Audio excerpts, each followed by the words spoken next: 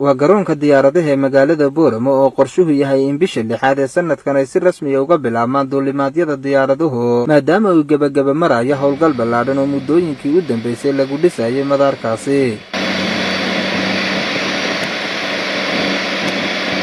waxaana maanta soo kormeeray suugu kurgala indhahana u soo saara shaqada socota waxa qabsoomay inta dhiman agaasimaha waaxda madaarada Soomaaliland Maxamed Xuseen Jaamaca waxaana halkaasi ku soo dhaweeyay isla markaasina u sharaxay shaqada baaxadda leh ee ka socota garoonka injineer Cabdirasaaq Xasan oo ka socday shirkadda dhismaha Brothers oo ku guuleysatay dhismaha garoonka iyo sidoo kale maareeyaha garoonka diyaaradaha magaalada Boorama Cabdiwahaab Yuusuf Ibraahin anigoo ku hadlaya shirkadda Brothers oo maanta u taagan gabagabadii garoonka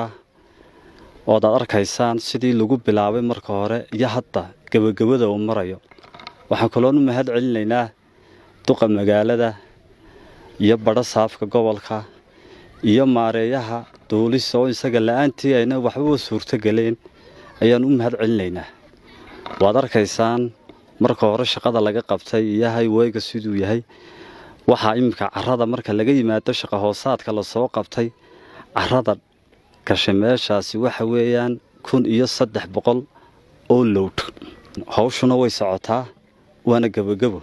waxa weey garoonkii ayaa xumaraya gabagabo kormeer howleed noogu yimiday agaasimaha madaarada Maxamed soo indhaynaya xaaladda garoonka qaybo badan bay soo martay marba heer bay mareysay marba talaaba la qaadayay maanta waad arkaysaan dhiina ku arkaysaan ee heer gabagaba marayo waxa mahad Ilaahay ba iska dhamaatid cid kasto ka qayb qaadatay oo horeeyo maareeyaha hay'adda duulista madaarada agaasimaha Maxamed oo gar taagan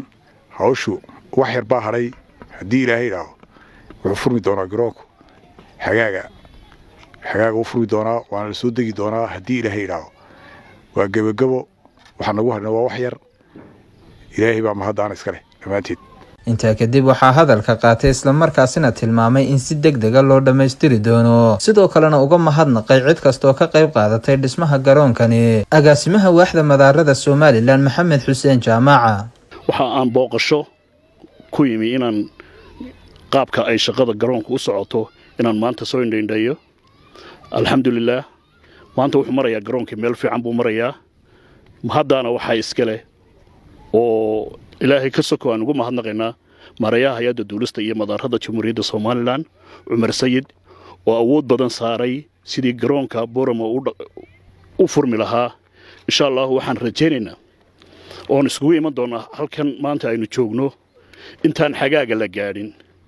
inuu garoonkana furmi doono haddii alla yiraahdo oo laga soo degi doono inagoo oo baasanjarkii iyo diyaaradihiiba ay joogaan insha Allah haddii alla yiraahdo si dhaqsaabaynu u arki doonaa waxaanu doonaynaa oo hore hay'addu ay u soo sameysay garoonada Ceergaabo Burco wuxuu noqonayaa Boorama garoonkii saddexaad buu noqonayaa haddii Ilaahay yiraahdo kaasoo la isku wada iman doono haddii alla yiraahdo siyaasadda aynu ku shaqeynayna waa siyaasadda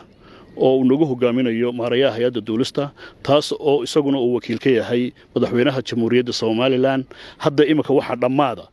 2 kiiloomitir baa hadda dhamaaday oo runwaygii waxaad arkaysaan waxaynu hadda taaganahay waa abronkii tagasweygiina waa kaasoo waa dhamaaday wuxuu ku yaalaa meel aad u istiraatiiji ah insha Allah haddii alla yiraahdo waxaynu dadajin doonaa oo aynu samayn doonaa haddii alla yiraahdo in garoonkaasi uu furmo intaan xagaaga la gaadhin insha Allah oo reer Boorama ay dhammaantood ku farxi doonaan haddii alla yiraahdo waxaan arkayaa qaar badan oo lahaa garoonkii shaqo kama socoto waxaan maanta tusaya oon doonaynaa inay nala arkaan oo indhahooda ku arkaan saxaafadana ay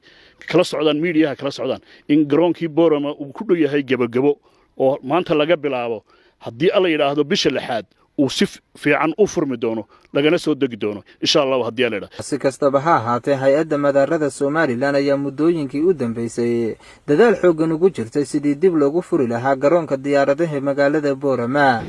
Cabsalaan Bashiir Farax